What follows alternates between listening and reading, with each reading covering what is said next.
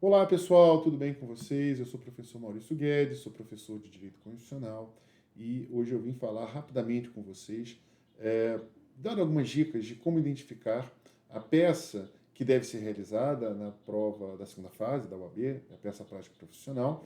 E aí eu trouxe um exemplo aqui, que é o exemplo da prova aplicada agora no dia 21 de janeiro de 2024 e que, enfim, pela própria leitura, nós vamos perceber que existem algumas dicas que estão sendo dadas ao longo do enunciado que devem ser analisados e estudados para que seja definida, então, a peça que será efetivamente adotada. Então, olha lá que interessante, né?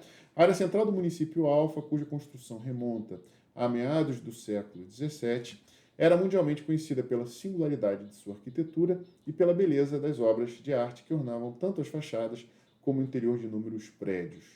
Essas características se somavam ao título do Patrimônio Histórico da Humanidade e muito potencializavam o turismo local, havendo grande procura por peças de artesanato.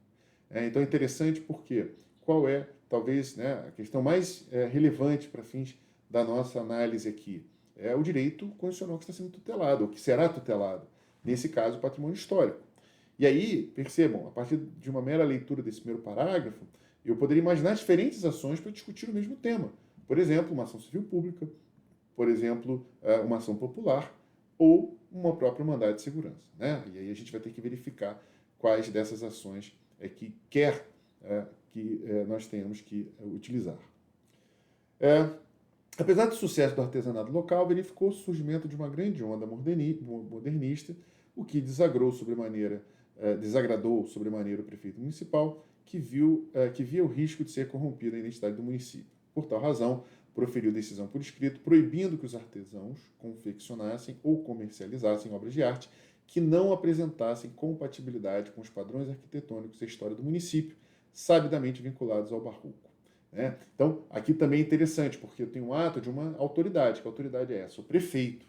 Então, também nós temos que saber quem é essa autoridade, porque isso pode impactar ou não na própria competência para julgar a nossa ação. Então, muito cuidado também quando nós falamos aí da autoridade que estará sendo questionado, impugnado o ato, porque isso poderá impactar no tipo de ação que se terá.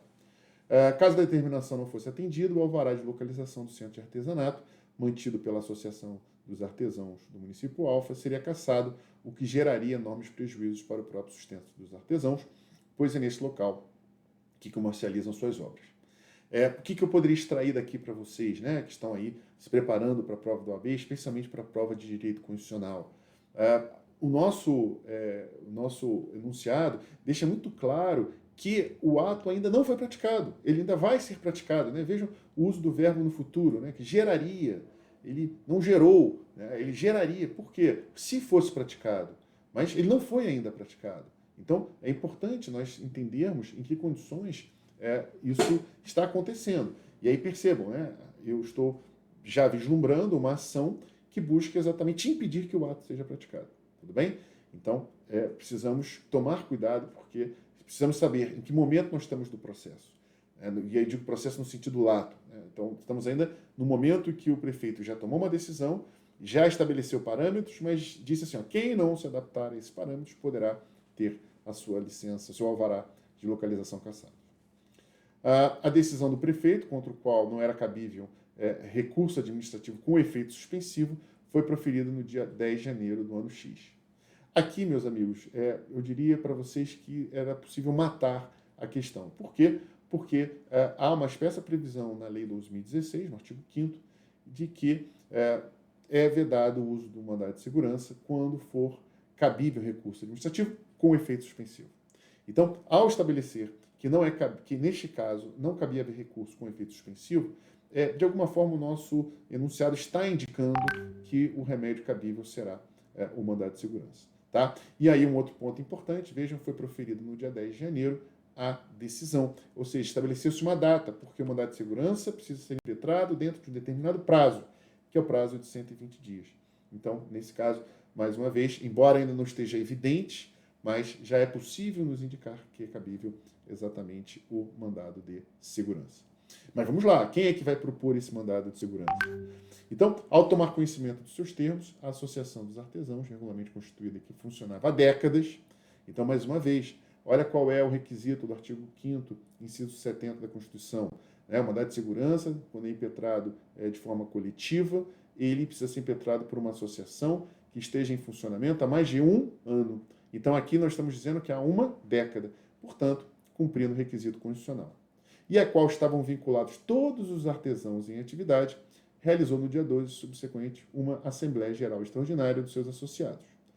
Nessa Assembleia foi deliberado por unanimidade que a decisão do prefeito era inaceitável, de modo que a associação deveria ingressar com ação constitucional cabível para assegurar que todos os seus associados pudessem elaborar e comercializar suas obras de arte, independentemente do gênero em que fossem enquadrados.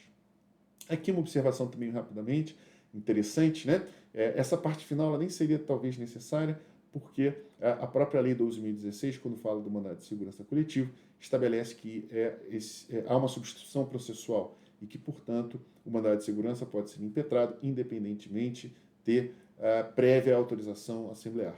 Mas, nesse caso, me parece que o nosso examinador quis exatamente trazer a legitimidade a partir dessa discussão, mas, mais uma vez, pela leitura da Lei 12.016, e em se compreendendo que o mandado de segurança coletivo, o que há ali é uma substituição processual, uma legitimidade extraordinária, seria absolutamente desnecessária essa Assembleia.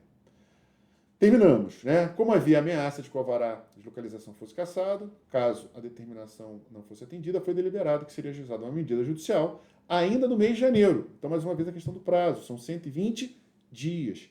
Lembrando que, nesse caso, percebam, né, por se tratar de um mandado de segurança preventivo, eu sequer poderia falar no início do prazo, porque o prazo começa quando o ato é praticado. Então, nesse caso, a princípio, se eu tenho uma mera ameaça, eu sequer poderia falar em início, escoamento do prazo. Mas também o examinador quis deixar claro que há um elemento temporal relevante, e aí por isso ele estabelece exatamente a referência ao mês de janeiro do mesmo ano que foi proferida a decisão do prefeito.